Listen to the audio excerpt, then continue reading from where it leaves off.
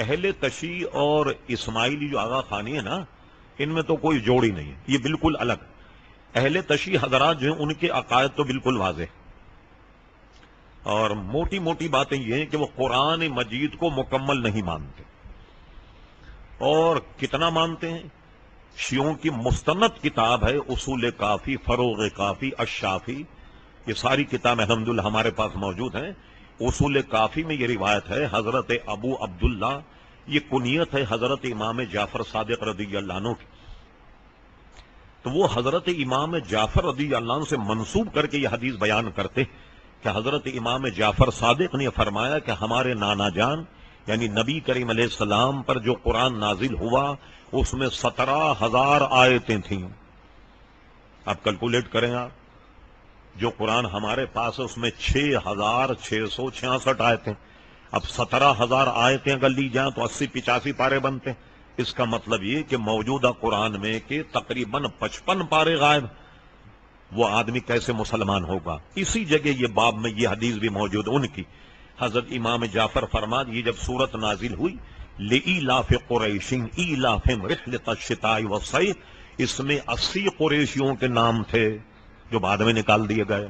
تو اب جب قرآن مجید ہی کو مکمل نہ مانے تو وہ کیا ہوگا؟ پھر قرآن کا انکار تو یہ قرآن اس آیت کا بھی انکار ہے، قرآن مجید فرقان حمید کا آیت انا نحن نزلنا الذکر وانا لہ لحافظون، اس قرآن کے اتارنے والے ہم ہیں اور اس کے محافظ بھی ہم ہیں۔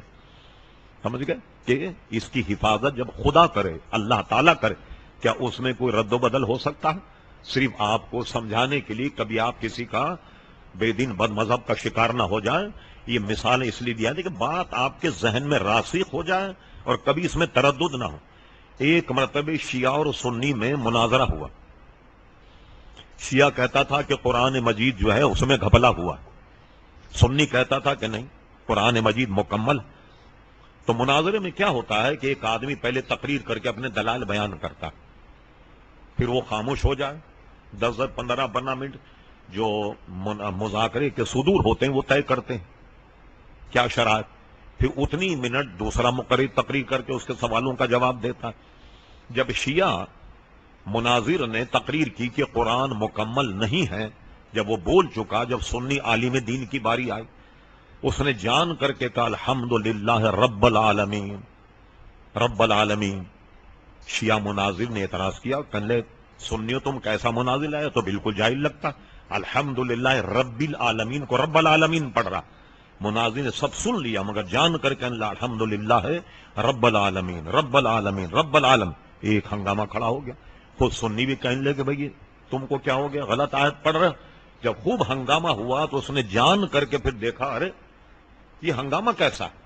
انہوں نے کہا جی ہنگامہ کیسا، آپ نے قرآن کی آیت غلط پڑھی، الحمدللہ رب العالمین، آپ نے رب العالمین پڑھا۔ کہنے لے یہ تو میں پوچھنا چاہتا تھا، ایک زبر کو زیر پڑھ دیا کہ اتنا ہنگامہ، وہ کمبخت 40 پارے غائب ہوئی، کوئی ہنگامہ نہیں ہوا؟ بتائی کوئی ہنگامہ ہوا امت میں کہ اتنے پارے غائب ہو گئے، اتنے پارے کم ہو گئے اور کوئی ہنگامہ امت میں نہیں ہوا؟ تو اس کا مطلب یہ کہ مد مقابل کا جو دلائل ہیں یا باتیں وہ تاری عنکبوت ہیں، مکڑی کے جال سے بھی زیادہ کمزور ہیں، اور یہ تو اللہ کی مہربانی۔ حضرت حذیفہ ابن یمان کی ایمان پر جب قرآن مجید فرقان حمید دور عثمانی میں جمع ہوا، پورا اس کا ایک طریقہ کار تھا۔ حضرت زید بن ثابت جو ہیں وہ سرشتہ دار تھے، اس سرشتانی بورڈ جو ہے اس کے وہ چیئرمین، اس کے سربراہ، سب سے آیتیں سنی جاتی، ایک ایک گواہ لیا جاتا، اور جب قرآن مجید فرقان حمید پورا تیار ہو گیا، پوری جماعت صحابہ کرام نے اس پر اجماع کیا۔ یہ اللہ تبارک و تعالیٰ کے راز اللہ جانتا۔ آپ نے دیکھیں کہ حضرت عثمان غنی کے زمانے میں قرآن جمع ہو، حضرت عثمان غنی کے زمانے کے بعد حضرت علی کا دور آیا، ایک عرصے تک وہ امیر المومنین رہے۔ اگر قرآن میں کوئی گھپلا ہوتا حضرت علی نے درست کیوں نہیں کیا؟ یہ جواب شیعوں کے ذمہ، کیوں نہیں درست کیا؟ بھائی حضرت علی اپنا قرآن لے کے آتے کہ اصل قرآن تو یہ تو بیاض عثمان، اس کو کہتے ہیں حضرت عثمان کی کتاب، بیاض عثمانی قرآن مجید فرقان ہے۔ پھر دیکھیے خدا کا کرنا، حضرت علی کی شہادت کے بعد 6 مہینے امام حسن خلیفہ رہے، وہ کم سے کم صحیح نوک پلک کر دیتے قرآن مجید فرقان حمید۔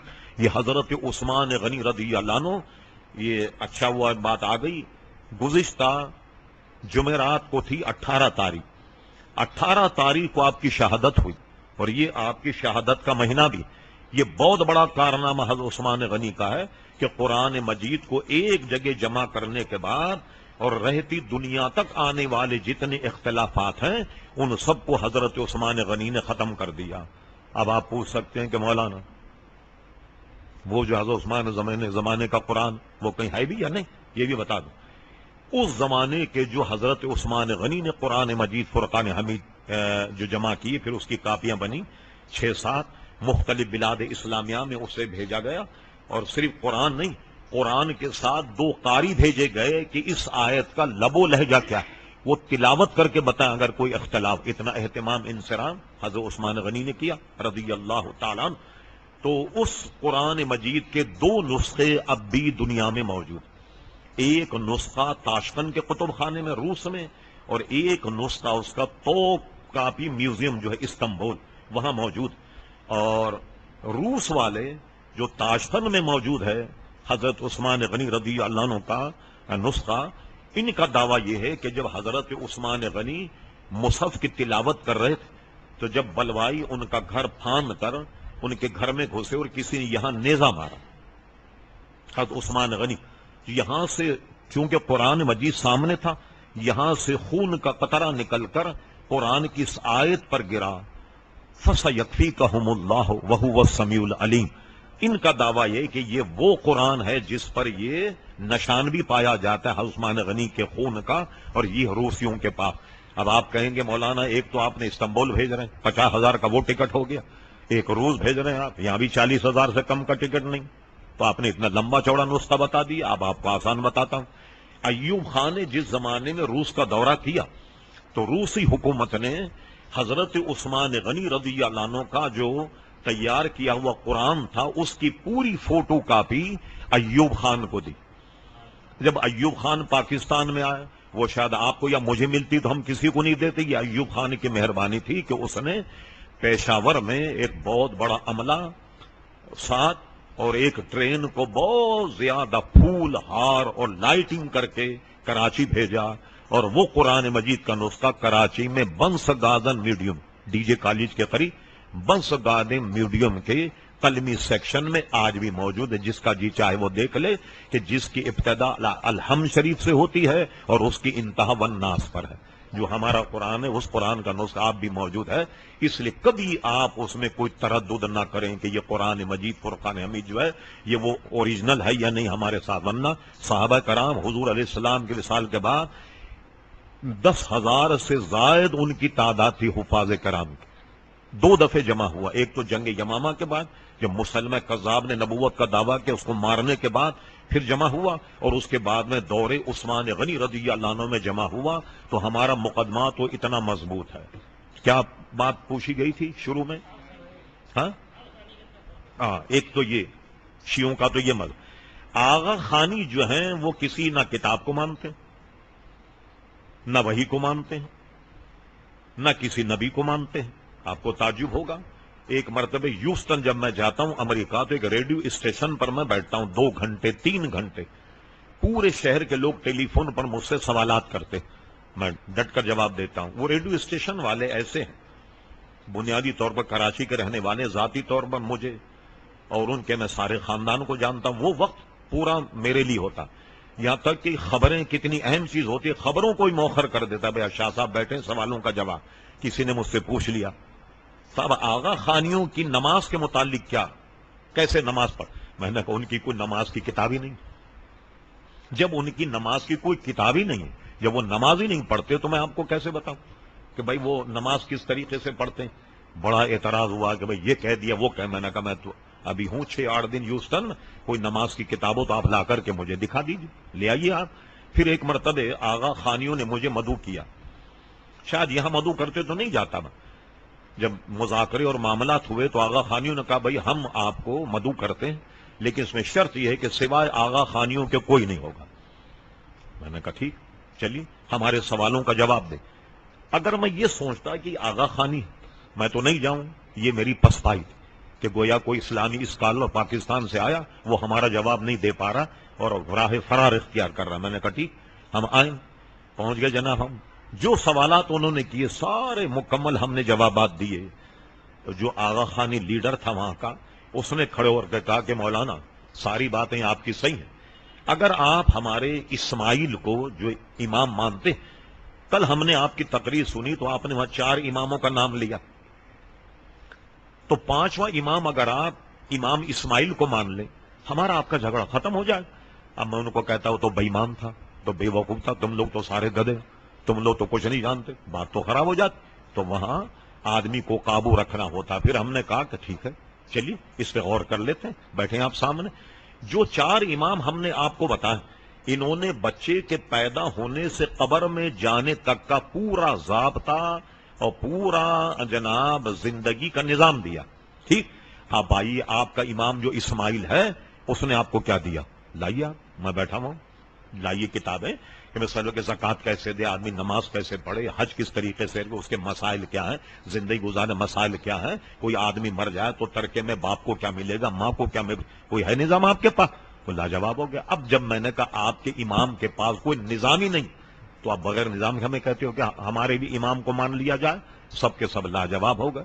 جب انہوں نے کھانا وغیرہ رکھا تو ظاہر ہے کہ میں نے کھانا نہیں کھایا، اس لیے کہ باہر میں گوشت جو ہے وہ مشتبہ ہوتا ہے، اور گوشت کا مسئلہ یہ ہے کہ جب وہ حلال ہونے کے باوجود بھی غیر مسلم کے ہاتھ میں چلا جائے اور مسلمان کی نظر سے اوجھل ہو جائے، وہ گوشت حلال ہی نہیں ہوتا.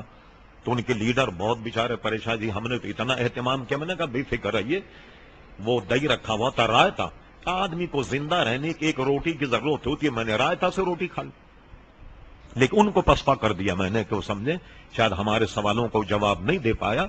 تو اس کا اثر یہ ہوا ہمارے تقریباً 14-15 سال سے جانے میں. کہتے ہیں چور چورا چوری سے تو جاتا ہے، ہیرا پھیری سے نہیں جاتا. وہ مسجد میں آن کر نماز بھی پڑھتے ہیں اور اپنے جماعت خانے میں بھی جاتے ہیں، 11ویں شریف بھی کرتے ہیں، اپنے جماعت خانے میں بھی جاتے. ان کی ایک بہت بڑی جماعت شب قدر میں، یہ تھٹے کے قریب ایک مزار ہے، وہاں آتے ہیں یہ لوگ، اور فجر کی نماز میں یہ آغا خانی ہمارے یہاں میمن مسجد مصلح الدین گارڈن میں آن کا فجر ہمارے پیچھے پڑھ کے ملاقات کر کے جاتے ہیں. وہاں اگر کوئی ایسا اسکالر ہو کہ ان کو قابو میں کرے تو 100 گھر آغا خانیوں کیسے ہیں کہ جو نماز بھی پڑھتے ہیں وہاں بھی جاتے ہیں. اس پر مسلسل کام کیا جائے، امید ہے کہ سب حضرات مسلمان ہو جائیں. ہمارے پاس تو اتنا وقت نہیں ہوتا ہم سال بھر کسی شہر میں گزاریں. آپ جانتے ہیں کراچی یہاں کی مصروفیات، جتنا وقت ہوتا ہے صرف 1 ہفتے 2 ہفتے کا وہ گزار کر کسی دوسرے شہر جاتے. تو ان کا مذہب کا تو کوئی نام و نشان ہی نہیں، نہ کوئی عبادت کا طریقہ، کچھ نہیں. آغا خان کی فوٹو لگی ہوئی، سارے لوگ اپنے گھر سے کھانے لے کر کے آتے ہیں اور بس اس کو فوٹو کو سلام کر کے سب جناب کھانا پینا کھا کر کے گھر چلے جاتے ہیں. یہ ان کا مذہب ہے. تو اس کی نہ ان کے مذہب کی کوئی کتاب ہے نہ کوئی.